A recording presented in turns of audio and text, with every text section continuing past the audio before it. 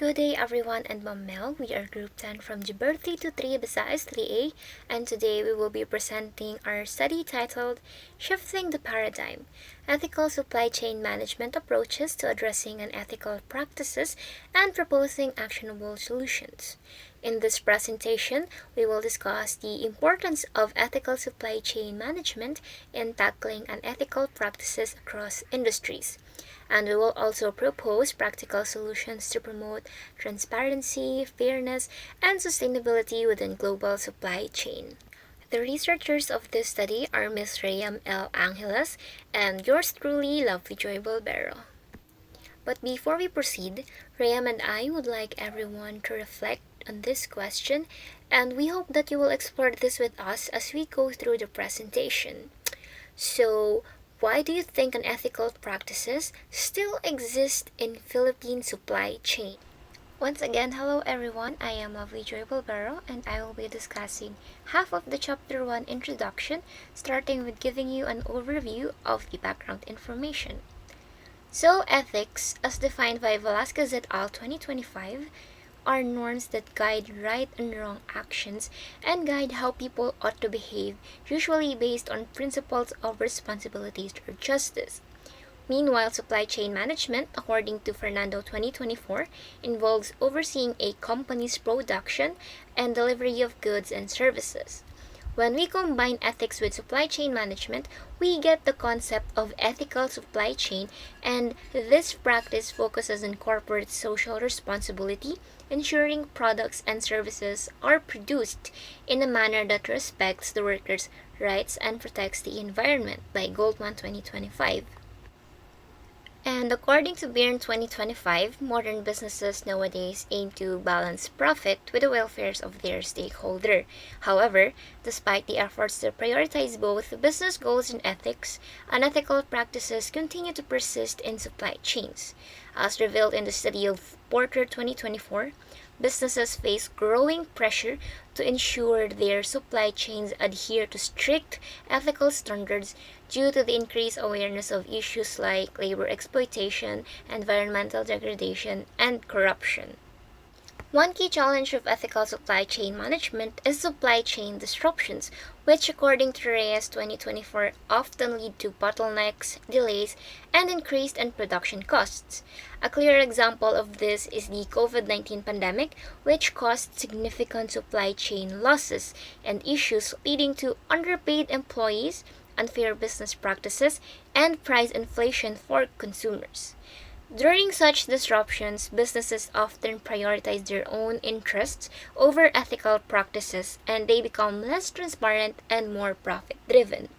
As a result, businesses face the challenge of balancing ethics and efficiency during tough times. So, therefore, promoting ethical supply chain management that emphasizes sustainability, accountability, and fairness is crucial. To achieve this, it is important to understand the ethical challenges in supply chain management and identify the factors that contribute to unethical practices. And this research will delve into these areas, particularly focusing in the Philippine context. This study aims to examine the causes and impacts of unethical supply chain practices in the Philippines by analyzing factors like labor exploitation, environmental concerns, and corruption. And it will investigate the root causes of unethical practices as it explores ways companies can reduce them. By understanding the impact of these issues on businesses, stakeholders, and society, the study seeks to recommend solutions to promote ethical, sustainable, and fair supply chain. The objective of this study includes first, identifying and analyzing the primary ethical issues in supply chain management in the Philippines, focusing on labor exploitation, environmental concerns, and corruption. Second is to examine the underlying factors contributing to unethical practices in supply chains. Third is to evaluate the impact of these ethical issues on businesses, stakeholders, and society. Fourth is to propose actionable strategies for companies to promote ethical supply chain practices. And fifth is to provide recommendations for monitoring and ensuring compliance with ethical standards throughout the supply chain. And to discuss the remaining parts of Chapter 1, here is Ms. Rayam Angeles. Good day everyone, and Mama, I'm Rama Angeles, and in this chapter I will discuss the remaining parts, starting with the significance of the project. This project is significant because it looks into real ethical problems happening in supply chain across the Philippines like labor exploitation, environmental harm, and corruption. This project provides a detailed analysis of those issues, offering a practical solution that first, businesses can apply to reduce risk and operate more responsibly, which also improves food reputation. Second, government and policymakers can use food findings to create better regulations that prevent abuse and promote fair practices. Third, workers are at the heart of the supply chain, and this project helps push for safer conditions, fair wages, and labor rights. Fourth, consumers care more about ethical products now, so promoting transparency helps them make better choices and support responsible companies. And lastly, local communities are often affected by pollution or exploitation. This project encourages more ethical and more responsible operations that protect the environment and well-being of everyone. Overall, this project will contribute to a more ethical and sustainable supply chain system in the Philippines. Now, let's briefly outline the structure of the project. Chapter 1, the introduction, provides an overview of the Philippine supply chain management and its issues. It also includes the study's purpose, objectives, significance, structure, and researcher tasks. Chapter 2, discussion of key concepts, explores relevant terms, frameworks, challenges, opportunities, and trends to establish a foundational understanding. In Chapter 3, data gathering, we collect and analyze relevant existing studies that support our project. In Chapter 4, discussion, it summarizes our findings and offers actionable solutions for businesses and government. Finally, Chapter 5, the executive summary, presents a concise overview of the study, highlighting key results and their implications. Throughout Chapters 1 to 5, you can see in the slide that all group members contribute equally. Now, to begin Chapter 2, discussion of key concepts, here is Ms. Labi Joy Balbero. So, to start Chapter 2, I will be discussing some key concepts and relevant terms that are crucial for understanding this study. So, first is the unethical practices, which, according to Smith et al., refers to actions that do not meet minimum standards outlined in codes of conduct, including practices that violate business operation standards. The second is labor exploitation, which is the abuse of workers for profit, and this can either be obvious or subtle according to Scotland Police 2025, but in all cases it causes serious physiological, psychological, emotional, and financial damage to the victims. So thirdly is the environmental concerns, which is described by Cooper 2022 and Fryer 2024 as the negative impacts of business activities on the environment, such as resource depletion, pollution, and climate change. But these concerns also drive innovation and help businesses stand out in the market. And then lastly, corruption, which includes dishonest acts like bribery, embezzlement, and abuse of power, where personal interests are placed above ethical conduct and the welfare of company by UNDCO 2025. In the Philippines, there are several frameworks that support ethical supply chain management, but in this study, we will be only discussing 3 of those existing frameworks. So first, under labor exploitation is the Presidential Decree number 442, or the Labor Code of the Philippines, which ensured fair labor practices, and it also promotes full employment, equal work opportunities, and just working conditions. An example of this is the Republic Act number 6727, or the Wage Rationalization Act, which states that minimum wage standards must be implemented across different industries to protect its workers. Second, regarding environmental concerns, the Philippines has ratified Paris Agreement on climate change, committing to reduce emissions and promote sustainability. A good example of this is San Miguel Corporation's initiative to reach net zero carbon emissions by 2050 through low carbon solutions. Lastly, for addressing corruption, the ISO 37001 Anti-Bribery Management System provides a framework for preventing bribery and promoting transparency. So, Atlantic Gulf and Pacific in Manila has adopted this system to reinforce integrity and compliance in their operations. So these frameworks play a vital role in promoting ethical, sustainable, and transparent supply chain practices across the country. And now to discuss the remaining parts of Chapter 2, especially the challenges, opportunities, and trends, here once again is Ms. Rayam Angeles. Ethical supply chain management is a growing priority globally, but it brings a mix of challenges, opportunities, and trends that businesses and stakeholders must address. First, let's start with the challenges. One major issue is labor exploitation. Many workers, especially in manufacturing and garments, are still underpaid and overworked. They deal with unsafe workplaces and barely have job security. This is common in fast fashion where there's pressure to produce cheaply and quickly. In fact, reports show that the Philippines has a high rate of minimum wage violation in this sector. Workers suffer so that the products can stay affordable. Another challenge is environmental harm. As products are produced and delivered, a lot of waste and pollution is created, especially in industries like food, mining, manufacturing, and retail. A good example is how platforms like Shopee or Lazada use too much plastic packaging for deliveries. This may seem small, but it adds up quickly and contributes significantly to the country's waste problem.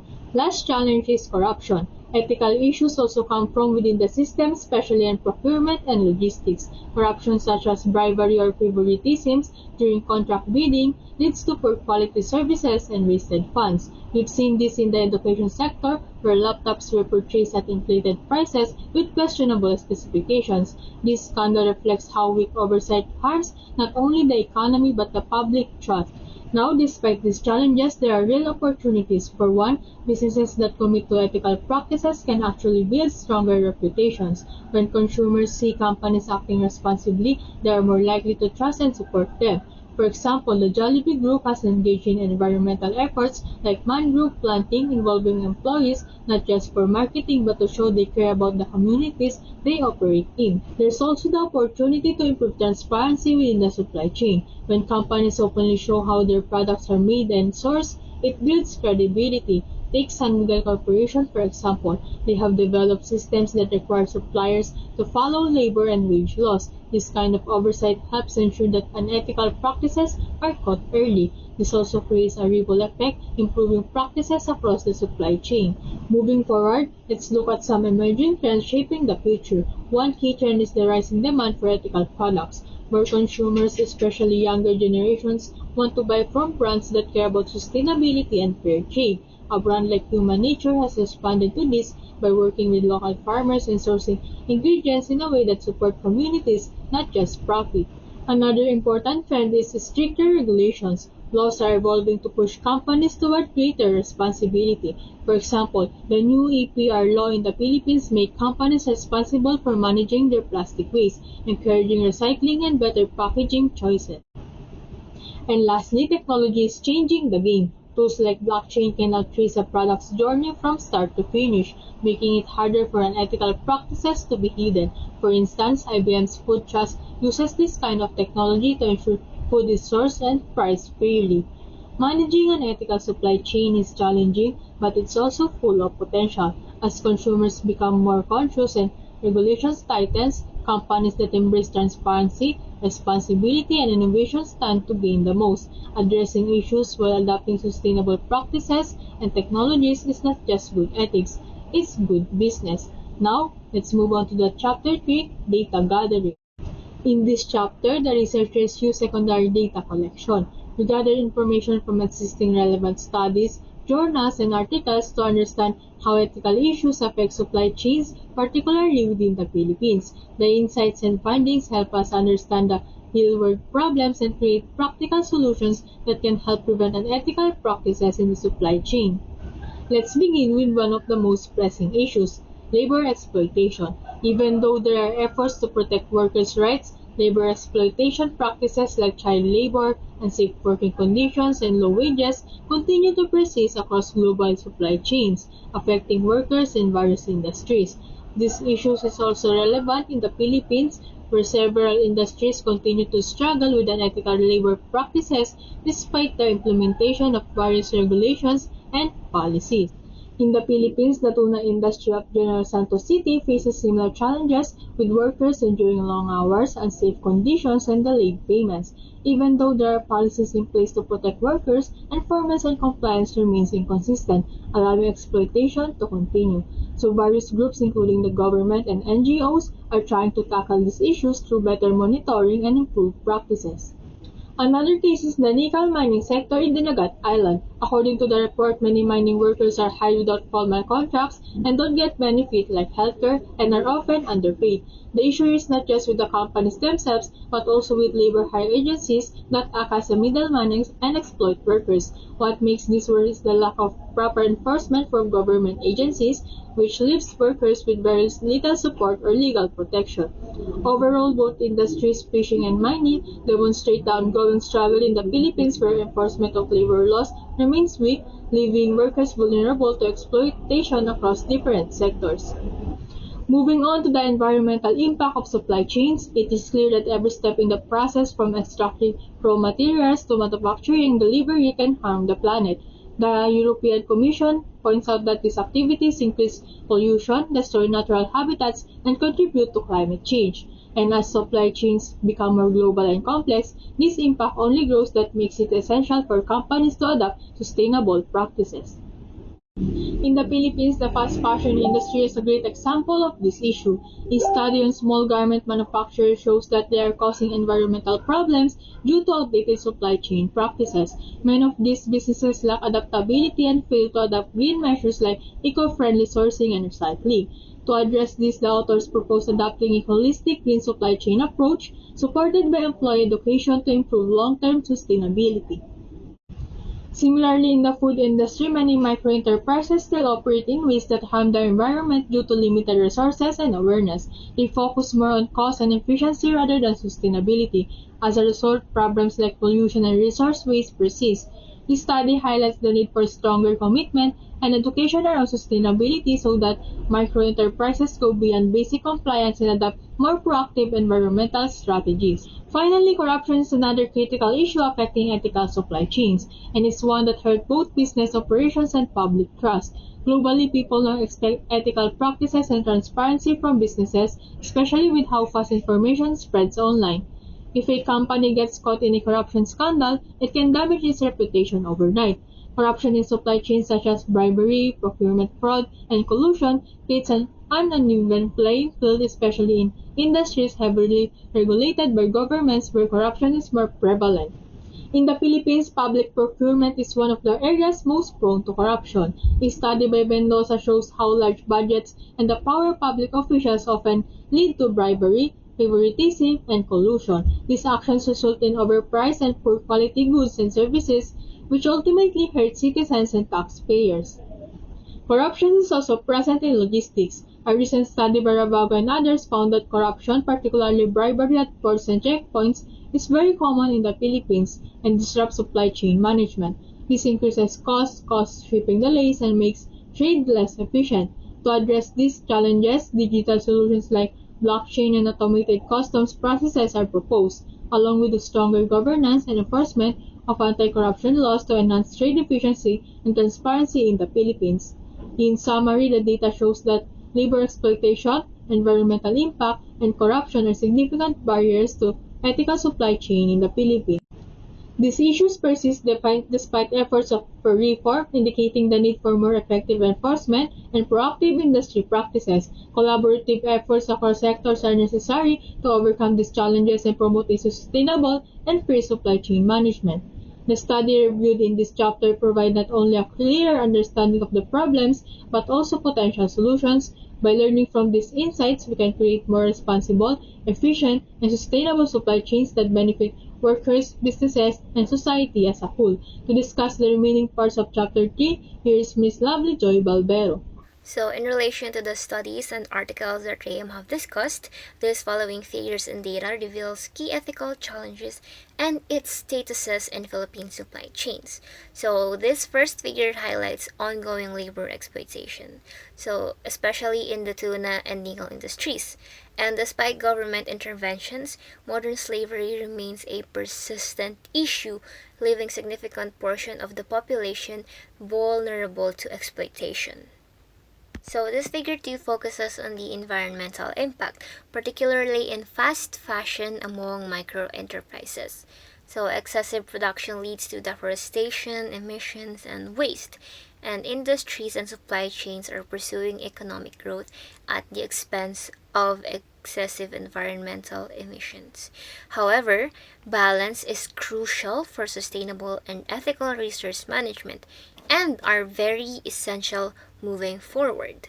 Lastly, for data presentation is figure 3 that shows corruption, and Philippines ranked 92 out of 194 in the 2024 Bribery Risk Index.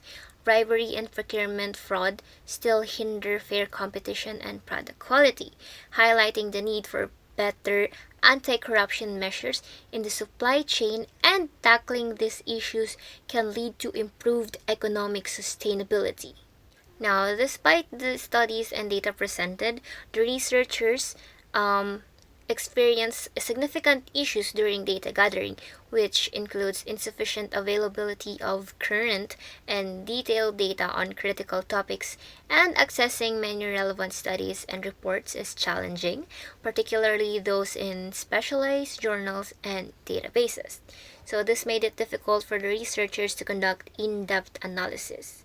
Moreover, there is a lack of local research focused specifically on ethical supply chain management, which limits the insight into the unique challenges within the Philippine context. But for the justification of the method used, secondary collection was selected for its effectiveness in obtaining comprehensive and reliable information on ethical supply chain management like in the Philippines. It draws from reliable sources like academic journals, books, and articles that covers key issues such as labor exploitation, environmental harm, and corruption. So including the graphs help visualize major trends and added clarity. Overall, this method ensures reliable and valid findings based on well-established sources directly relevant to the research. Now, after hearing the first three chapters of the study, we can now have an overview or an idea how we can answer the questions: why do we think unethical practices still exist in the Philippine supply chain? But it will be further discussed on the next chapters, which is the chapter 4 and chapter 5, along with the recommendations. So for now, thank you for your time, and we hope that you've learned from us.